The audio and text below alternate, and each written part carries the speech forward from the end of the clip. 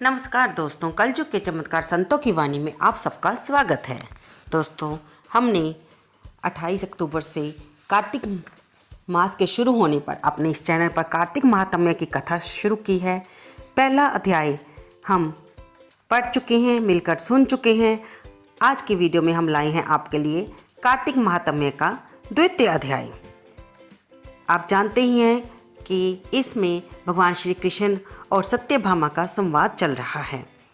इससे पीछे के पहले अध्याय में भगवान श्री कृष्ण ने सत्यभामा जी के पूछने पर कि उनको किस पुण्य कार्य के कारण इस जन्म में भगवान श्री कृष्ण की प्राप्ति हुई, और भगवान श्री कृष्ण उनकी हर इच्छा को पूर्ण करते हैं।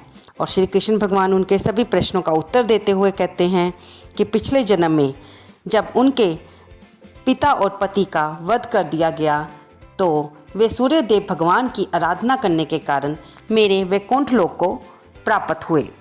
आगे श्री भगवान कृष्ण बोलते हैं कि जब गुणवती अपने पिता और पति का वध दैत्य द्वारा सुनकर रोने लगी और विलाप करने लगी, हे पिता, हे नाथ, आप मुझे छोड़कर कहाँ चले गए? हे स्वामी, आपके बिना मैं क्या करूं, कहाँ जाऊं? मेरा भरण पोषण कौन करेगा? कौन मुझे खाने पीने को देगा? मैं तो कामकाज में चतुर भी नहीं हूं और तुम दोनों के बिना मैं अनाथ हूँ। अब मैं किसकी शरण लूँ? मैं विधवा हो गई हूँ, विधाता का मेरे ऊपर कोप हुआ है, मैं कैसे जिंदा रहूँ? तब श्री कृष्ण बोले, इस तरह विलाप करती हुई गुणवती केले के पत्ते के समान कांपती हुई पछाड़ खाकर गिर पड़ी। थोड़ी देर में सावधान होकर वह फिर से विलाप करने लगी, शोक समुंदर में डूबने लगी। उस गुणवती ने घर का सब माल बेचकर शास्त्र के अनुसार बहुत ही सावधानी के साथ अपने पिता और पति का अंतिम क्रियाक्रम किया और उसी शहर में विष्णु भगवान की भक्ति में तत्पर होकर शुद्ध शांति के साथ रहने लगी और अपने आजीवन तक एकादशी का व्रत और कार्तिक मास के व्रत आदि करती रही। हे कांते, ये दोनों व्रत मुझे अत्यंत प्रिय हैं।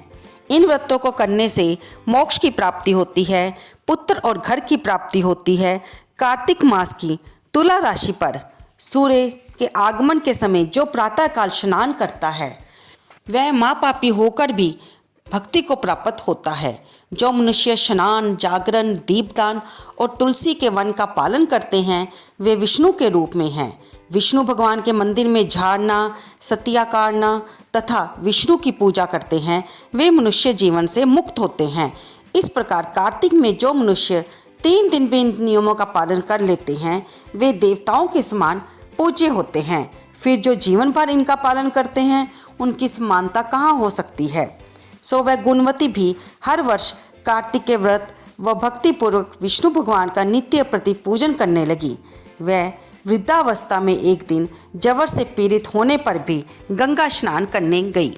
जैसे ही गुणवती जल में घुसी जाड़े से थर थर कांपने लगी, तैसे ही उसने आकाश से आता हुआ एक विमान देखा।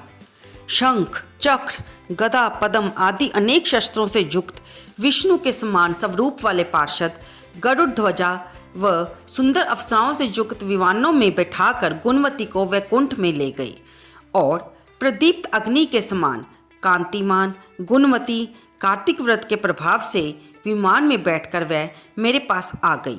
जब ब्रह्म आदि देवताओं की प्रार्थना से मैं पृथ्वी पर अवतरित हुआ तब वे गण भी मेरे साथ आए। सो हे कामिनी, वे सब मेरे ये यादव हैं और तुम्हारे पिता देव शर्मा इस जन्म में सत्राजित हुए और तुम्हारा पति चंद्र शर्मा अक्रूर हुआ।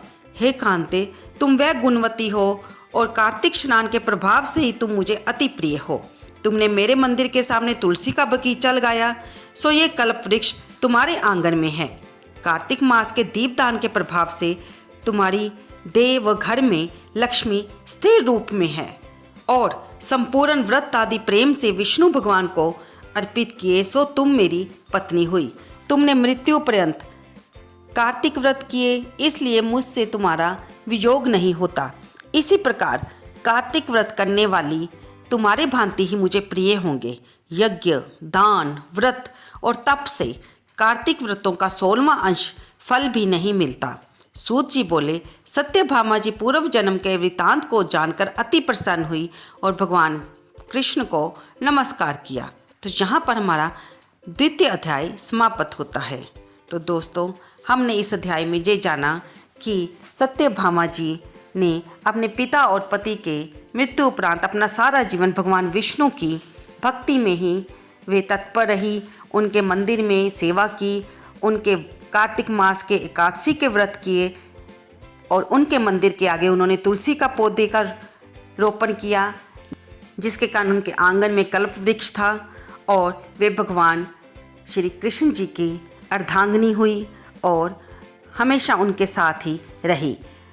तो ये द्वितीय महात्म्य भी हमें कार्तिक मास के व्रत आदि या कोई भी नियम जो आप अपना लें, चाहे सुबह वो स्नान करने का हो, कथा सुनने का हो, मंदिर जाने का हो, दीप दान करने का हो, भगवान से का ज़्यादा से ज़्यादा माला जप करने का हो, जो भी नियम का आपने संकल्प लिया है, अगर उसे आप पूरा करते हैं और पूरी श्रद्धापूर्वक उसे निभाते हैं तो भगवान श्री हरि की कृपा होती है और माँ तुलसी की भी कृपा होती है और घर में सुख समृद्धि बनी रहती है। दोस्तों, आज हम इस अध्याय की समाप्ति पर आपके साथ ही माँ तुलसा जी की भी आरती करेंगे, क्योंकि कोई भी कथा, कोई भी व्रत का संपूर्ण तब तक नहीं होता जब तक हम उससे संबंधित देव की या देवी की आरती ना कर लें।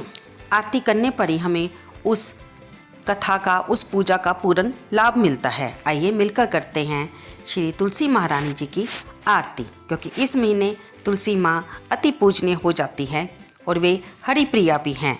इसी महीने तो हम शालिग्राम जी का और तुलसी जी का विवाह रचाते हैं, मंदिरों में भक्तजन श्रद्धापूर्वक उन्हें भेंट देते हैं। आइए करते हैं मिलकर श्री तुलसी जी की आरती। तुलसी महारानी नमो नमो, हरि की पटरानी नमो नमो। धन तुलसी पूरन तप कीनो, धन तुलसी पूरन तप कीनो। शालिग्राम बनी पटरानी, शालिग्राम बनी पटरानी। जाके पत्र मंजरी कोमल, जाके पत्र मंजरी कोमल। श्रीपति कमल चरण लपटानी नमो नमो। तुलसी महारानी नमो नमो, हरि की पटरानी नमो नमो। श्रीपति कमल चरण लपटानी नमो नमो। तुलसी महारानी नमो नमो, हरि की पटरानी नमो नमो। धूप दीप नैवेद्य आरती, धूप दीप नैवेद्य आरती। पुष्पन की वर्षा बरसानी, पुष्पन की वर्षा बरसानी। 56 भोग 3600 व्यंजन, 56 भोग 3600 व्यंजन। बिन तुलसी हरि एक न मानी नमो नमो। तुलसी महारानी नमो नमो, हरि की पटरानी नमो नमो। सब सखी मैया तेरो जश गावे, सब सखी मैया तेरो जश गावे। भक्ति दान दीजे महारानी, भक्ति दान दीजे महारानी। नमो नमो तुलसी महारानी, नमो नमो, हरि की पटरानी नमो नमो। तो दोस्तों, ये सारी जानकारी थी कार्तिक महात्म्य के द्वितीय अध्याय और माँ तुलसा की आरती के साथ। आप इसे अवश्य सुनें और पुण्य की प्राप्ति करें। कहते हैं जब हम भोजन बनाते हैं तो भगवान का नाम, जब भगवान की कथा सुनते हैं तो वह भोजन भी प्रसाद बन जाता है घर के सभी व्यक्तियों के लिए। इसलिए आप जब घर के रसोई घर में काम करें तो फ़ोन पर हमारे इस यूट्यूब चैनल पर ये कथा अवश्य सुनिए और पुण्य को प्राप्त करें। और कमेंट बॉक्स में जय तुलसी महारानी, जय विष्णु भगवान लिखना बिल्कुल ना भूलें। धन्यवाद दोस्तों।